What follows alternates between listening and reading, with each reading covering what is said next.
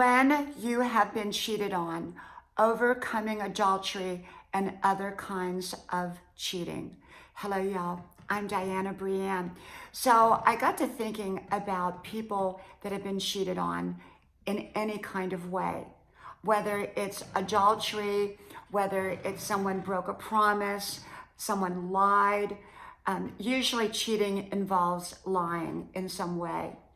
I knew someone once who owned a business and he had a secretary, and for years and years that secretary worked for him, and she was an amazing secretary and always nice, always polite, and always professional. What he came to find out after about 25 years is that she had taken around $1 million from his company over a period of time. And so he fired her. And so she cheated, but that was financial cheating. And that relationship never recovered. And he moved on in his life, but he never had any kind of contact with her again. And I knew a woman who had been cheated on. She was married to what I call a serial cheater, somebody who cheats more than once. They do it ongoing, any opportunity that they have. So all throughout her marriage, her husband cheated. And yet she chose, for her own personal reasons, to stay married. And towards the end of their lives, she said to me, I'm glad I stayed with him because, well, after so many years, a lot of years, he quit cheating. He was done with the cheating. He was all worn out, I guess. And she said they needed each other at the end of the line, and she's so grateful she held on. Now, I don't necessarily recommend that because, well, that was her choice. I've known other people that the spouse cheated and they got a divorce, even though the spouse was not a chronic cheater or a serial cheater. They just did it once. I think that everybody's choice is different and everybody feels differently about it. What works for one person may not work for another.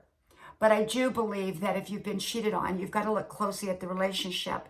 And is this a chronic episode, or is it a chronic pattern, or is it a one-time episode? And I think that can make the difference. You know, things happen. If you have a long-term marriage, a long-term relationship, a long-term friendship, things can happen. And so I believe that relationships can survive cheating. They can survive adultery, but some do and some don't. I think that the people in it have to both want to make the relationship work, because once you've been cheated on, you don't forget it. You may forgive it, but you don't forget it. It's always back there somewhere. But I've known people that went through adultery, and their marriage survived and their marriage thrived again. And there was no more adultery. There was forgiveness. The person was sincerely sorry that committed the adultery, and the other person forgave them. I don't think they ever forgot it, but they forgave them. And so I truly do believe that marriages can survive cheating. Marriages can survive adultery. It's not ideal. You most certainly don't want that kind of thing in your life because it really damages the credibility in the relationship. It damages the relationship. It can fracture families. It can fracture relationships, and it fractures trust. It really, really does. It fractures trust. And so I truly believe that, you want to stay away from cheating of any kind, because often those relationships never heal. They never fully heal. And even the ones that heal fully still remember. They may not talk about it anymore. It may not directly affect their relationship, but they always remember that. Whether it's adultery or any other kind of cheating, relationships can survive cheating. And yet it has to be a relationship that all parties want to save that relationship and are willing to work through it to the best of their ability. Now, with the chronic cheaters, I don't know if I'd want to work through something like that. Whereas if someone did something and it was a one-time type of situation, then I would consider working through something like that. And And yet I understand people that don't want to work through something like that. I think that there's a lot of variables. I think you look at your age, you look at your circumstances, you look at the relationship, you look at what that relationship means to you. And so I think that we all have to decide what's best for us. But some people say, well, once you've been cheated on, that's it completely. And they throw a relationship away. And, that relationship could have probably survived and thrived again.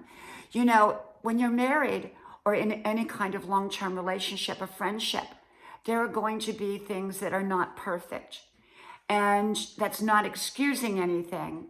It's just saying that some things can happen. Not always, but can. And so you've got to decide if that relationship is valuable enough to work through it. Some people don't want to work through it. Some people are so emotional about it that they throw it away. I think if you've been cheated on, it's important to step back from the relationship, take time to digest what's happened, and before you make any kind of decision, because I think that's important to not go at it 100% emotional, even though we're emotional people and we think through our emotions often. But at the same time, we don't want to be in a position where we're basing our choices and decisions solely upon our emotions. We want to think through things. We want to know and make sure that our decision making is right. And when we've been cheated on in any kind of way, we're also emotionally hurt at that time and feel emotionally raw. And that's usually not the best time to make a decision. So yes, some marriages, some relationships, some situations can be saved and thrive again if the people in them are willing to do the right things and work through it. Other relationships possibly should end. It's just all a personal decision. Everyone is unique and different. I never look at someone who stayed with a spouse who had cheated as, I don't know how you would say it, as if they should have left them. I think it's just a decision that they chose to make. And I don't, think badly of someone who left a relationship because of cheating. So I don't think badly of someone who stays in a relationship, even though there was cheating. I think it's just a personal decision. I think that everybody has to make. Okay, from my house to yours. I hope to talk to you soon again. May God bless you. Talk to you then. Bye-bye.